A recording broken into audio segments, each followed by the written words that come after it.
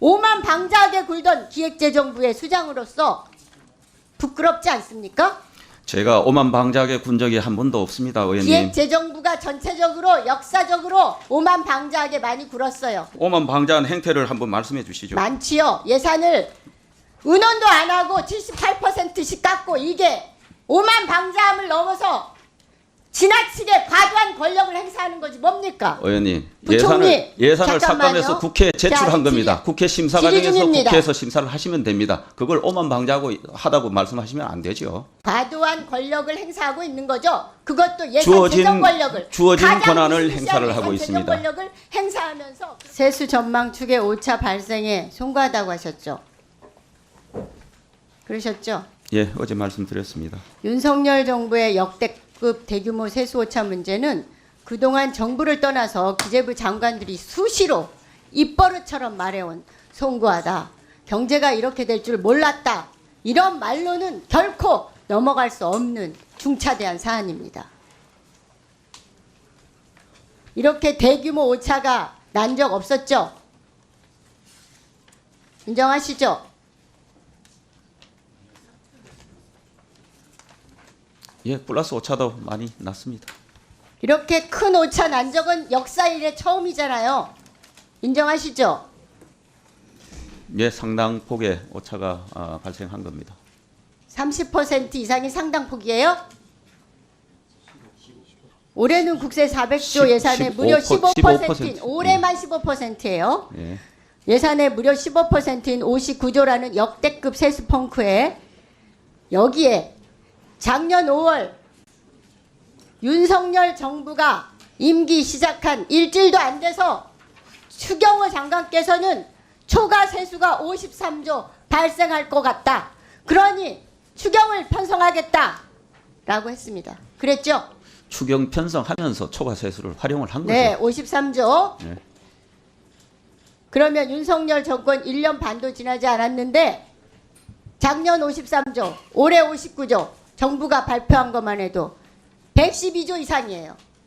오차가 의원님, 그거는 30% 이상 사실관계에 난 틀리죠. 1년 사이에 세수 오차가 전망과 관련해서는 제가 크게 보면은 2번을 하는데 작년에 윤석열 정부가 출범하면서 세수 전망을 다시 했습니다. 그리고 그거는 결과적으로 정확히 맞았습니다.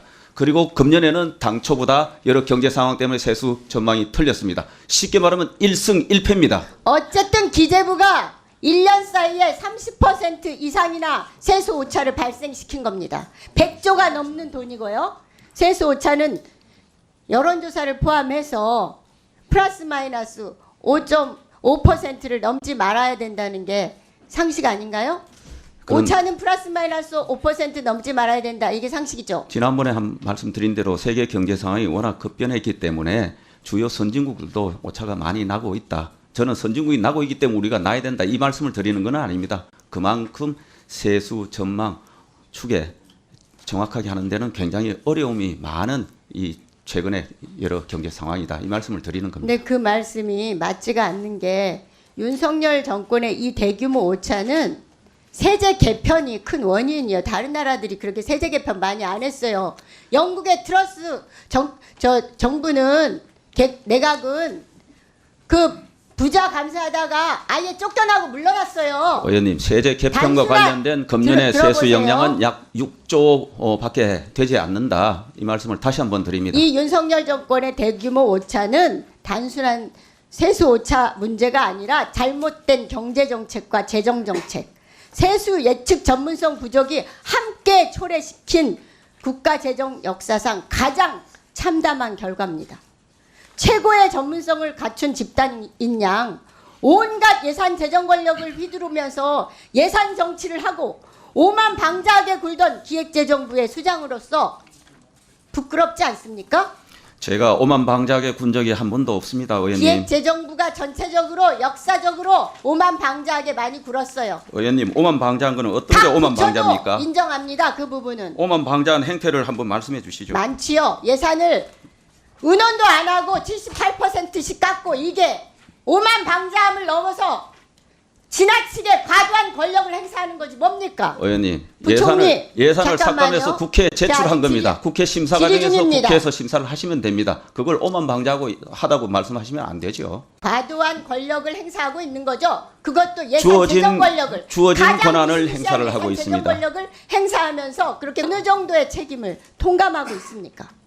세수 이 현재 지난 정부에서부터 지금까지 하던 세수 방식을 중간에 추계 방식을 한번 개선을 했고 반성하는 제 말씀 점을 좀 들어주세요. 네, 그걸 어떤 기초로 걸 해서 반성하냐고 했고 물었습니다. 그래서 작년에는 그 기초에 의해서 세수 전망을 했는데 그것이 뭐 저희들의 노력인지 우연인지는 몰라도 정확한 또 세수 실적이 나타났다. 그래서 제가 아까 일성이라고 말씀드린 거고 그 이후에 기업 실적 등등의 변화가 컸고 또 저희들의 아마 추계 방식도 부족함이 있었겠죠. 그래서 세수 전망에 금년에는 큰 차가 났다. 그래서 이 부분에 관해서 다시 지금 세수 추계하던 방식을 다시 되짚어보고 여기에 부족한 부분이 뭔지 민간의 지혜를 얼마나 더 투입할 것인지 그리고 국회 또 이 최고 전문기관이 있으니까 예정차하고는 얼마나 협업을 더 잘해서 정확도를 높일 것인지 이것도 부족할 것 같으니 해외 IMF나 OECD로부터 한번 국제 컨설팅도 좀 받아보겠다. 그래서 전반적으로 또 추계하는 방식을 더 개선할 여지를 찾아보겠다. 지금 이렇게 하고 있는 겁니다. 진정한 반성과 사과는 없군요. 올해 세수 펑크가 59조를 넘어서 73조 이상 발생할 것이라는 예측도 있습니다. 정말로 진정성을 가지고 온 국민들에게 반성하고 사죄하십시오. 그리고 이 사태를 어떻게 타개할 것인지 구체적으로 답변하세요. 세수 사죄하세요. 사죄는 어제 제 입장 표명은 어제도 몇 차례 했기 때문에 더 반복하지 않겠습니다. 어제 말씀으로 가름하겠습니다. 그리고 이 부분에 관해서 이제 이 세수 전망에 관한 차이가 났기 때문에 이 부분을 어떻게든지 개선을 해서 앞으로는 이 추계는 저는 뭐 1년 뒤를 우리가 상정하면서 추계를 하기 때문에 기본적으로 뭐 국제 전문가들도 특히 이런 상황에서는 세수 추계에 오차가 많을 수밖에 없다는 것을 사실은 인정을 합니다. 1년 뒤를 예측한다는 게 쪽지게처럼 맞추기는 네, 굉장히 시간이 어렵잖아요. 부족합니다. 다만 그것을 개선하는 방법은 끊임없이 찾겠다 하는 겁니다. 이 대규모 세수 오차 문제에 대해서 기재부 장관이 자체 특별 감사를 해서 국회에 보고해 주시기 바랍니다. 그렇게 해주시겠습니까? 뭐 감사할 사안은 아닌 것 같고 이 부분에 관해서 저희들이 짚어보고 또 개선 방안이 나오면은 국회에 또 한번 말씀드리도록 그래요? 하겠습니다. 그렇다면 본 의원은 이 사태를 야기한 실무 책임자들은 물론이고 장 차관에 대해서 직무 유기와 직무 소홀과 분식행위 등으로 고발 조치할 계획입니다. 그리고 감사원에 특별 감사를 요청하겠습니다. 수사 의뢰까지도 검토하겠다는 것을 밝힙니다. 더욱이 내년에는 윤석열 정부가 추진한 법인세 등 부자 감세 효과가 더해지게 되어 있습니다. 그야말로 세수 고갈 지경에 이를 것으로 예상됩니다. 우크라이나 전쟁에 이어서 환율이 요동치고